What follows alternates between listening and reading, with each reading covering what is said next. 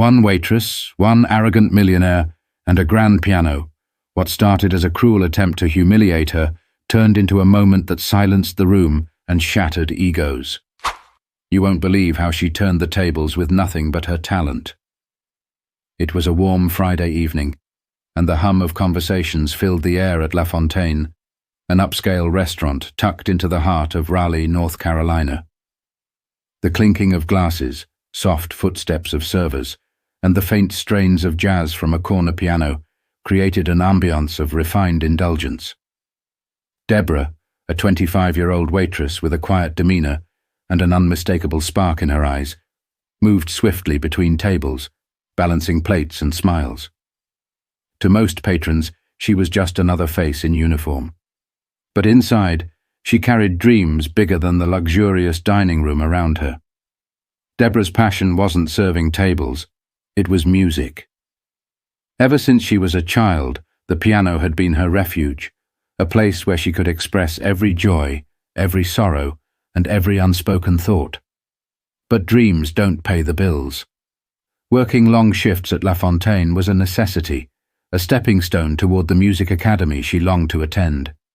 Few knew about her talent, except for the restaurant staff who occasionally caught her stealing moments at the old upright piano in the back room during breaks. That night, as the evening rush began to settle, the door swung open, and in walked Leonard Grayson. Instantly recognizable, the wealthy entrepreneur made an entrance like he owned the room. Flanked by a few equally polished companions, Leonard exuded an air of superiority. Known for his sharp tongue and penchant for spectacle, his presence made even the most seasoned staff stand straighter. Deborah's colleagues exchanged knowing glances. Leonard was not an easy guest. He was the kind who thrived on pushing people's buttons. For Deborah, though, he was just another table to manage in a long night's work. But this wasn't going to be a normal evening. As Leonard scanned the room, his gaze landed on Deborah. Something about her seemed to catch his attention, a momentary pause, then a smirk. Deborah felt the weight of his stare but brushed it off, focusing instead on refilling water glasses and clearing plates. But Leonard wasn't done with her. He'd already decided she was going to be his entertainment for the night. Deborah had grown up in a small town in South Carolina, where dreams of grandeur often felt as distant as the stars. Her mother, a single parent and a tireless caregiver, had worked double shifts as a nurse to ensure Deborah and her siblings had food on the table. Despite their modest means, music had always been a constant in their home. Her mother's old vinyl records and the out-of-tune piano gifted by a neighbor were the seeds of Deborah's love for melody. That piano became her escape. While other kids played outside, Deborah spent hours teaching herself to play. She mimicked the songs on the radio, then ventured into classical pieces she found in second-hand music books. Her talent didn't go unnoticed. She played at church, school recitals, and community events. But recognition couldn't mask the financial hurdles that loomed over her dreams. By the time she turned 18, the reality was clear. A professional music career would have to wait. Scholarships didn't come through, and family responsibilities took precedence. Deborah packed away her concert ambitions, replacing them with the practicality of earning a living. Yet she couldn't entirely give up. The piano was more than a dream. It was her identity. When she moved to Raleigh a few years ago, Deborah sought out a job at La Fontaine, not just because of the pay, but because of the grand piano tucked into the corner of the restaurant. Even though she rarely had time to play it, just knowing it was there gave her a sense of comfort. Music hadn't left her. It was simply waiting. That night, as Leonard and his entourage took their seats, Deborah approached their table, balancing a tray with practiced grace. Leonard ordered a top-shelf scotch and cracked a joke loud enough for the nearby tables to hear. Deborah offered a polite smile as she took their orders, her voice steady despite the strange energy radiating from him. "Deborah, huh?" Leonard said, glancing at her name tag. "Sounds like someone with a lot of hidden talents." The comment caught her off guard, but she nodded politely and stepped away to place their orders. She didn't notice the knowing grin he shared with his companions, nor the way his eyes followed her every move. But Leonard wasn't just observing. He was planning, and Deborah would soon find herself at the center of a spectacle she never asked for. The night carried on like any other, with the hum of laughter and silverware filling the room. Deborah kept her pace steady, avoiding Leonard's gaze as she moved between tables. She'd dealt with difficult customers before, but something about him felt different. Not just rude, but calculated. His presence loomed like a shadow, making her uneasy in a way she couldn't quite shake. By the time the appetizers were served, Leonard had already started his performance, though not the kind Deborah expected. He held court at his table, loudly recounting tales of his success and peppering in jabs about people who lacked ambition. His entourage laughed dutifully, while other diners shot annoyed glances in his direction. Deborah tried to stay focused on her tasks, but as she returned to his table with a bottle of wine, Leonard caught her off guard. "Tell me, Deborah," he said, his voice cutting through the noise. "What do you do when you're not carrying plates? Surely a young woman like you has dreams." His words stopped her mid-pour. Deborah hesitated, then gave a careful answer. "I play piano sometimes," she said softly, hoping to keep it brief. Leonard's eyes lit up, and a sly smile curled across his lips. "A pianist, huh? How fascinating. Why don't you give us a little performance?" Deborah froze. The room seemed to quiet, the weight of his words hanging in the air. "Oh, I couldn't," she said quickly, forcing a nervous laugh. "I'm just here to work tonight." But Leonard wasn't about to let it go. "Nonsense," he declared, his voice booming. "There's a piano right there in the corner. Show us what you've got. Surely a future star like you isn't afraid of a little audience." His companions chuckled, clearly enjoying the show. Other diners turned their heads, curious about the commotion. Deborah's chest tightened. She could feel the heat of their stares, the silent judgment waiting to unfold. She wanted to say no, to walk away, but Leonard's challenge hung in the air, daring her to rise to it, or crumble under its weight. "I really shouldn't," Deborah stammered, glancing around for support. But even her colleagues seemed hesitant to intervene. Leonard leaned back in his chair, sipping his scotch with a smirk. "Ah, I see," he said mockingly. "All talk, no talent. That's disappointing." The words hit like a slap. Deborah's hands clenched at her sides. She wasn't one to seek confrontation, but the way he dismissed her, like she was a joke, a nobody, cut deeper than she expected. Her mother's voice echoed in her mind. "Never let anyone make you small, Deborah. You're bigger than they'll ever know." A moment of silence stretched between them. Deborah glanced at the piano, then back at Leonard. His smug expression dared her to take the bait, and against her better judgment, she did. "Fine," she said, her voice steady but low. "I'll play." The room bristled with anticipation as Deborah walked toward the piano, each step carrying the weight of both fear and defiance. The dining room seemed to hold its breath as Deborah approached the gleaming grand piano. The soft glow of the chandelier above cast a spotlight on her, isolating her from the murmuring crowd.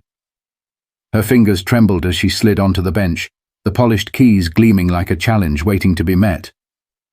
Behind her, Leonard leaned back in his chair, the picture of smug satisfaction, as though he had already won whatever game he was playing. Deborah closed her eyes for a moment, steadying her breath. Her heart pounded so loudly she could barely think. This wasn't the church recitals or the cozy community gatherings she'd once known. This was different. This was hostile. But there was no turning back now. She placed her hands on the keys, feeling their cool surface beneath her fingertips. The first notes were soft, hesitant, almost fragile. A few diners shifted in their seats, and someone coughed in the back of the room. Deborah ignored them, her focus sharpening as she leaned into the music. She chose a piece she knew by heart, a soulful rendition of Clair de Lune by Debussy. The melody spilled into the room, weaving through the air like a thread, delicate but unyielding. As her confidence grew, the music swelled. Her hands moved with a grace that belied the chaos inside her, the notes pouring out like a confession. Each chord seemed to carry a piece of her story, the sacrifices her mother made, the nights she spent practicing in a cramped room, the weight of dreams deferred but never abandoned. The diners fell silent, their earlier chatter replaced by a collective stillness. Even Leonard, who had been whispering to his companions, went quiet. Deborah didn't need to look at him to feel the shift in the room. The mocking energy had dissipated, replaced by something she couldn't quite name. Perhaps awe. Perhaps humility. The music soared, and Deborah let herself go. For the first time in what felt like years, she wasn't a waitress or a struggling dreamer. She was simply herself, an artist. Her fingers danced across the keys, drawing out emotions so raw and vivid they seemed to hang in the air like smoke. By the time she struck the final chord, the room was utterly still. For a moment there was no sound, just the lingering resonance of the piano. Deborah sat frozen, her hands still resting on the keys, unsure of what would come next. Then, as though released from a spell, the audience erupted into applause. The sound was thunderous, reverberating off the walls and filling the room with a warmth Deborah hadn't expected. Some diners stood, clapping with a fervour that brought tears to her eyes. Her co-workers, who had been watching from the sidelines, joined in, their faces lit with pride. Leonard, however, remained seated. His smirk was gone, replaced by an expression Deborah couldn't quite decipher, part shock, part discomfort. He raised his hands and clapped slowly, a hollow sound compared to the cheers around him. But even his hesitant applause couldn't overshadow what Deborah had just done. She had reclaimed her voice, and no amount of condescension could take that away. As the applause began to fade, the room seemed to exhale collectively. Deborah slowly stood, her knees still trembling but her back straight. She glanced around, and for the first time that evening, she truly saw the people watching her, not as spectators, but as witnesses. Their expressions carried something new: admiration, respect, and even a hint of awe. She didn't look at Leonard right away. Instead, she gave a small, polite nod to the diners who had clapped the loudest, her lips curving into a faint smile. It wasn't pride she felt, but relief. Relief that she hadn't let fear silence her. But then, as though magnetized, her gaze shifted to Leonard. He was still seated, his hands clasped in front of him on the table. The confident smirk he'd worn so brazenly earlier was nowhere to be seen. Instead, his face was a mask of forced neutrality, as though he couldn't decide whether to admit his misstep or double down on his arrogance. "Well," Leonard finally said, his voice louder than it needed to be, breaking the fragile silence that had settled over the room. "That was unexpected." He chuckled lightly, though it lacked its usual bravado. "I suppose talent really does come from the most surprising places." The comment landed like a dull thud. His companions exchanged awkward glances, unsure whether to laugh or stay silent. Deborah tilted her head slightly, studying him. His words were meant to be an olive branch, but they were hollow, weighed down by his inability to truly own the moment. "Thank you," Deborah said, her tone steady and deliberate. There was no warmth in her voice, but no hostility either. She wasn't about to let him pull her back into the smallness he'd tried to impose. Her performance had spoken louder than any rebuttal she could offer. Leonard cleared his throat, clearly uncomfortable under the weight of the room's collective gaze. He gestured toward the waiter for another drink, a flimsy attempt to regain his composure. "You've got quite a gift," he added, almost begrudgingly. Deborah nodded once, her gaze unwavering. "Everyone has a gift," she said, the weight of her words deliberate. "It's how you choose to use it that matters." The room seemed to hold its breath again, the subtle sting of her response rippling through the air. It wasn't loud, it wasn't aggressive, but it was enough. Leonard shifted in his seat, his usual air of dominance slipping further with each passing second. The diners began to turn their attention back to their meals, though the energy in the room had shifted entirely. Where there had once been the quiet hum of privilege and pretense, there was now something richer, a shared understanding, perhaps even respect, for the waitress who had reminded everyone of the power of authenticity. But Leonard wasn't just humiliated, he was exposed, and no amount of charm could shield him from the truth everyone in the room now saw.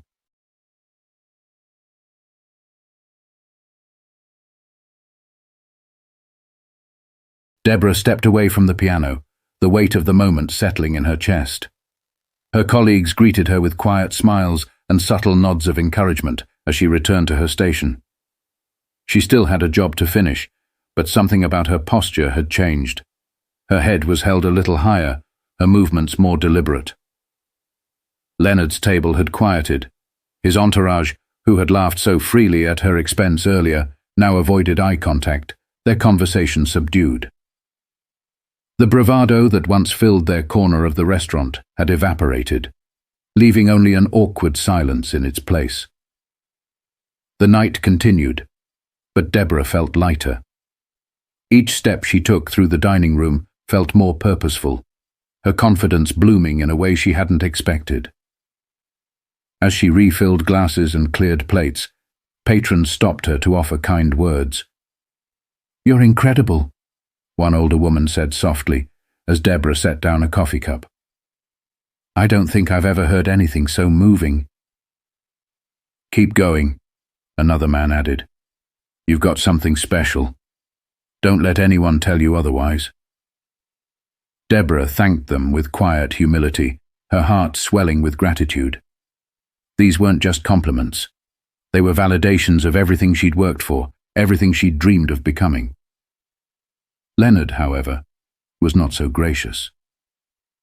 As Deborah approached his table to deliver the check, he looked up at her with an expression that teetered between annoyance and reluctant admiration. "You've made your point," he said, his tone clipped. "No need to rub it in." Deborah paused, meeting his gaze directly. "It was never about proving anything to you," she replied, her voice calm but firm. "I just wanted to play." Leonard had no response. He fidgeted with his drink, his once commanding presence reduced to an awkward shuffle. The power dynamic had shifted completely, and everyone at the table knew it. As Leonard scribbled his signature on the check, one of his companions, a younger man with a softer demeanor, looked at Deborah and said, "You were amazing. Truly." The sincerity in his voice caught her off guard, and for a moment she saw a flicker of humanity in a group she had written off as shallow. "Thank you," she replied, offering a small smile before walking away. The night ended with Leonard and his group leaving quietly, their usual grand exit replaced by a hasty retreat. Deborah watched them go, feeling neither triumph nor bitterness. She wasn't thinking about Leonard anymore. Her mind was already on the next step. The tips from that night were unusually generous, enough to cover her rent and leave a little extra for piano lessons she'd been postponing. As she locked up and walked home, the crisp air filling her lungs, Deborah felt something she hadn't felt in years. Certainty. She wasn't just a waitress, and she wasn't just a dreamer. She was an artist, and nothing, not mocking words, not financial struggles, not fear, could take that away from her. But as she walked, her thoughts weren't on the night's conflict, they were on the future, where her dreams finally felt closer than ever. Deborah sat on the worn bench in her small apartment, her fingers gliding over the keys of her old upright piano. The sound wasn't as crisp or rich as the grand piano at La Fontaine, but it didn't matter. The music came from her heart, just as it always had. That night, something shifted within her. Not just a moment of triumph, but a realization that her talent wasn't something she needed to hide or justify. It was hers, and it was enough. In the days that followed, the events at the restaurant became something of a local story. Patrons who had witnessed her performance shared the tale, and word began to spread. A few days later, Deborah received a call from a man who had been dining that night, a music producer visiting from Nashville. He wasn't offering fame or fortune, but a chance to record a demo, a step towards something she had only dared to dream of. Deborah agreed, not because she believed it would change her life overnight, but because it felt like a door opening, one she wasn't afraid to walk through.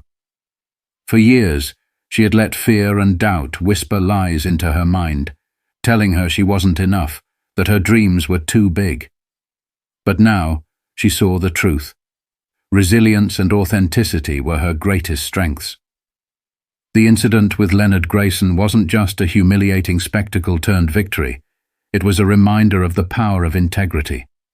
Leonard, for all his wealth and bravado, had nothing that could diminish her.